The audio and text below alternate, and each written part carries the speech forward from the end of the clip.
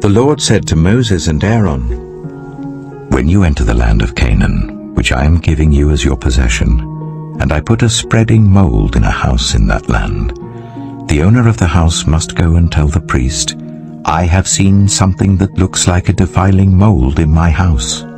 The priest is to order the house to be emptied before he goes in to examine the mold, so that nothing in the house will be pronounced unclean.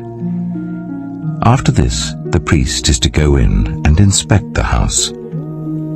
He is to examine the mold on the walls, and if it has greenish or reddish depressions that appear to be deeper than the surface of the wall, the priest shall go out of the doorway of the house and close it up for 7 days. On the 7th day, the priest shall return to inspect the house.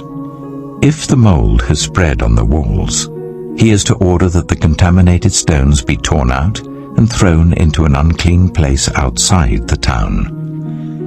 He must have all the inside walls of the house scraped, and the material that is scraped off dumped into an unclean place outside the town. Then they are to take other stones to replace these, and to take new clay and plaster the house. If the defiling mold reappears in the house after the stones have been torn out and the house scraped and plastered, the priest is to go and examine it. And if the mold has spread in the house, it is a persistent defiling mold. The house is unclean. It must be torn down, its stones, timbers, and all the plaster, and taken out of the town to an unclean place. Anyone who goes into the house while it is closed up will be unclean till evening. Anyone who sleeps or eats in the house must wash their clothes.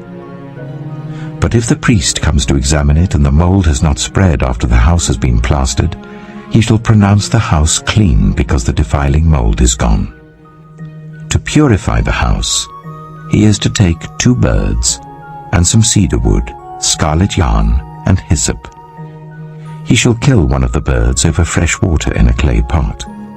Then he is to take the cedar wood, the hyssop, the scarlet yarn, and the live bird, dip them into the blood of the dead bird and the fresh water, and sprinkle the house 7 times.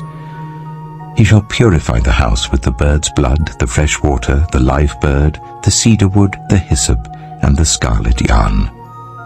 Then he is to release the live bird in the open fields outside the town. In this way, he will make atonement for the house, and it will be clean. These are the regulations for any defiling skin disease, for a sore, for defiling molds in fabric or in a house, and for a swelling, a rash, or a shiny spot, to determine when something is clean or unclean.